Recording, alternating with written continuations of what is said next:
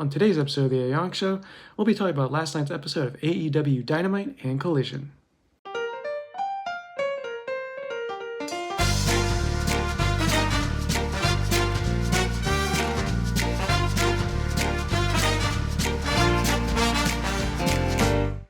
Hello everybody, this is Zach and welcome back to the Aeong Show. Today is Thursday and that means last night was AEW Dynamite and Collision.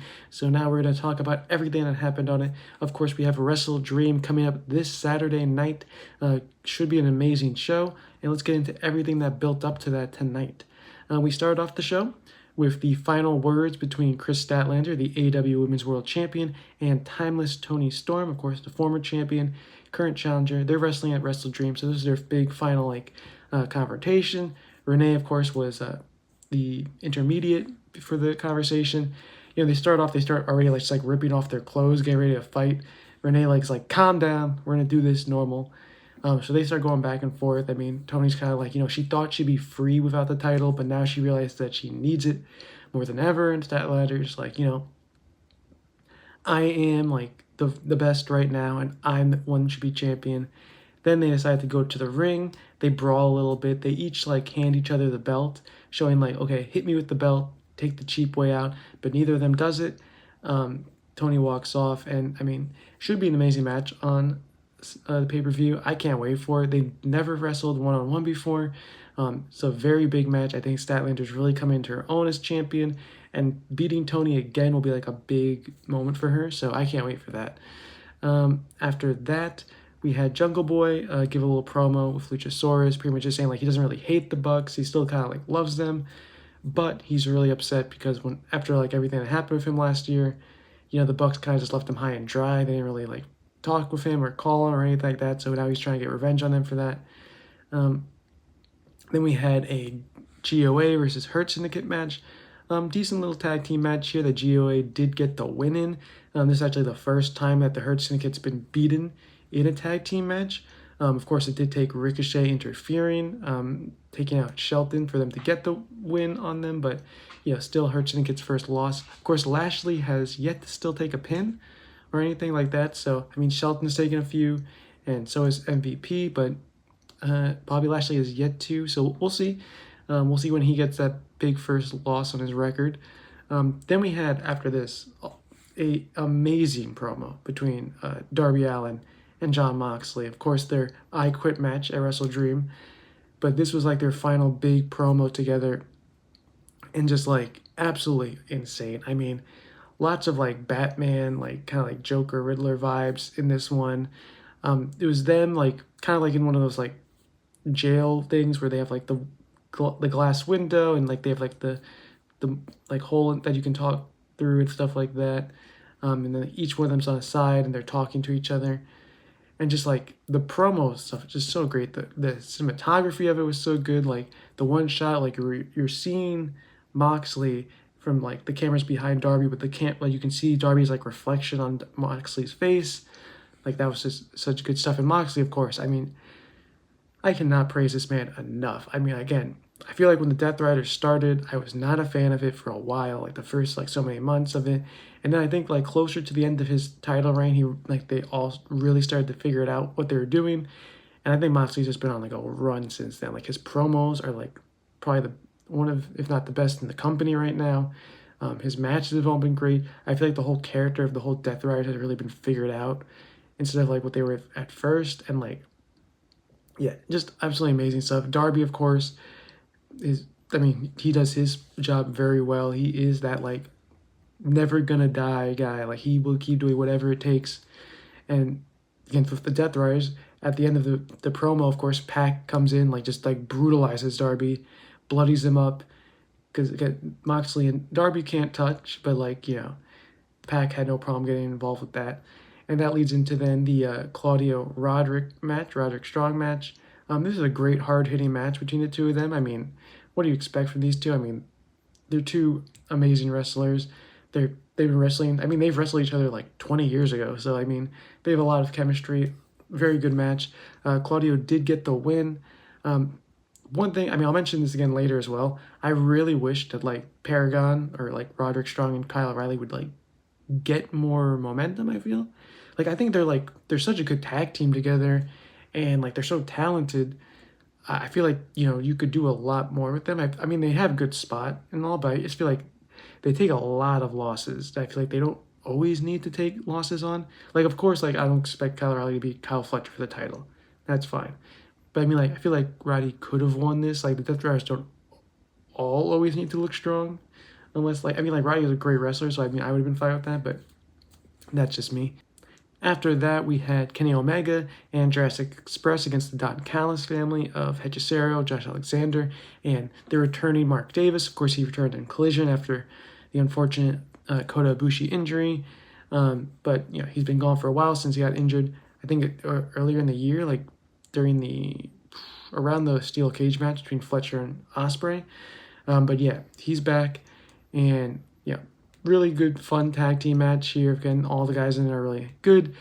Kenny and Jurassic Express had a lot of tension, stuff like that, but Jungle Jack Perry did save Kenny from taking a big hit, and then they got the win afterwards. And then the Bucks came out. They were going to take out Jungle Boy, and then Kenny saved him. So and then like Kenny and them were getting to it, a little bit like talking.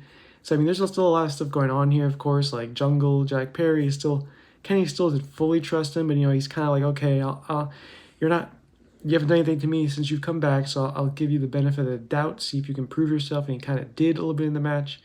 And the Bucks and Kenny they haven't really solved any of their issues yet, so we'll see what happens at the pay-per-view, of course, with the Jurassic Express Young Bucks match, but should be a really good match there at the pay-per-view.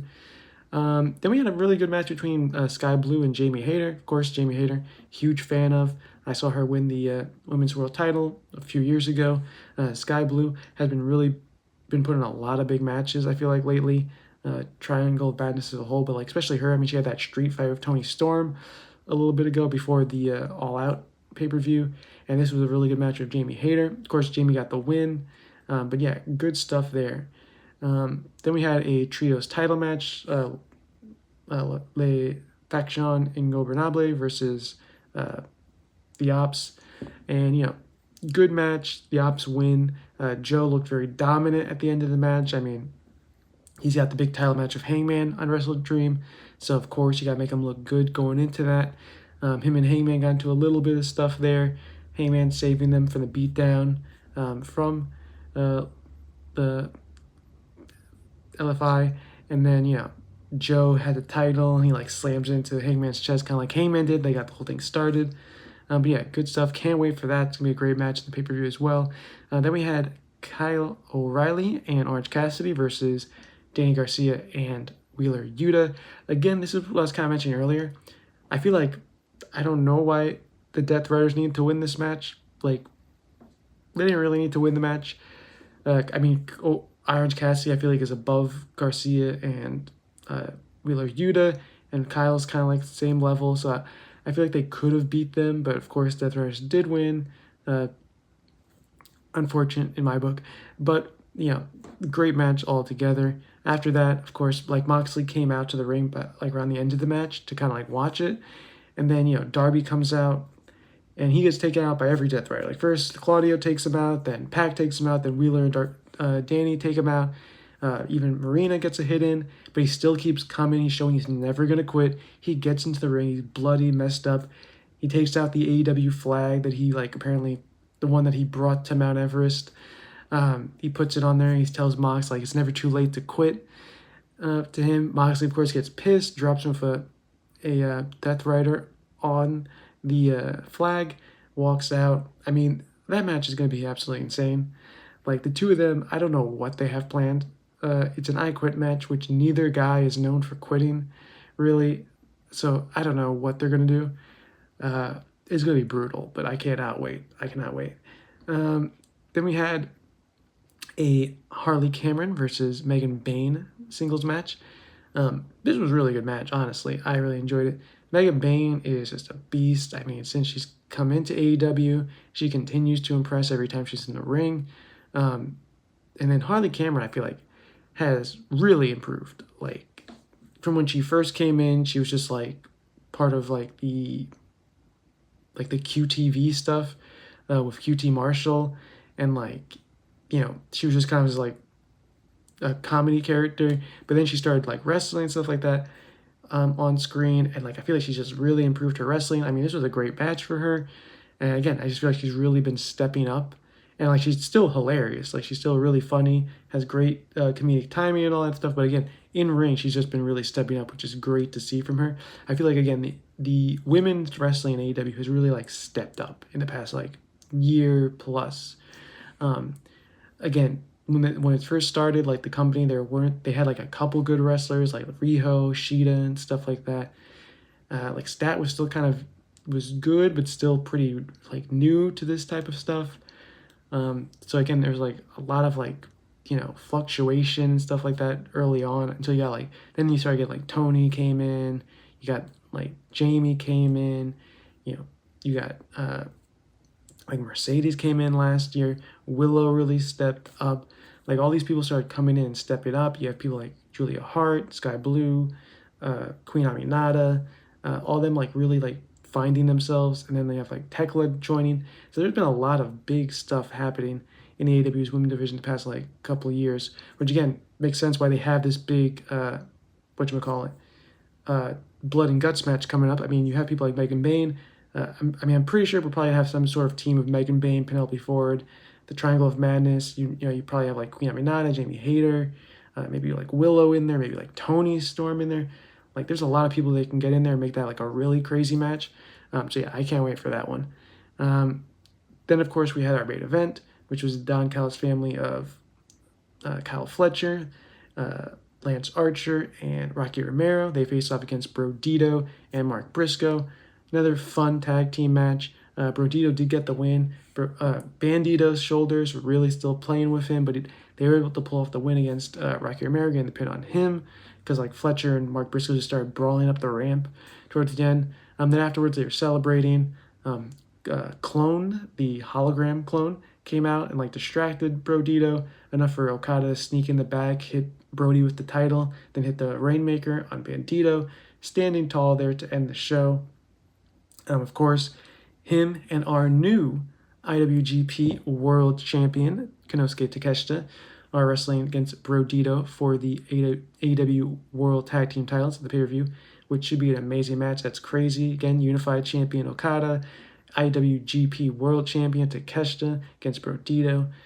That's going to be like a wild match. They had a really good match. I don't know, I forget it was last week. Last week, I think, on Title Tuesday. But yeah, this one on the pay-per-view, and now like Takeshi's champion, like, whew, that's gonna be interesting. My bet is on Brodito retaining. I think Okada's taking the pin here, because I don't think Takeshi's gonna like immediately get pinned when he just won the IWGP World Title. I think it's gonna end up something where Okada gets taken out by Takeshi somehow, resulting in them losing, because like Okada will get taken out, get pinned, and then Takeshita and him will, get into it more. The Continental Classics coming up. I'm expecting those two in the finals for the title.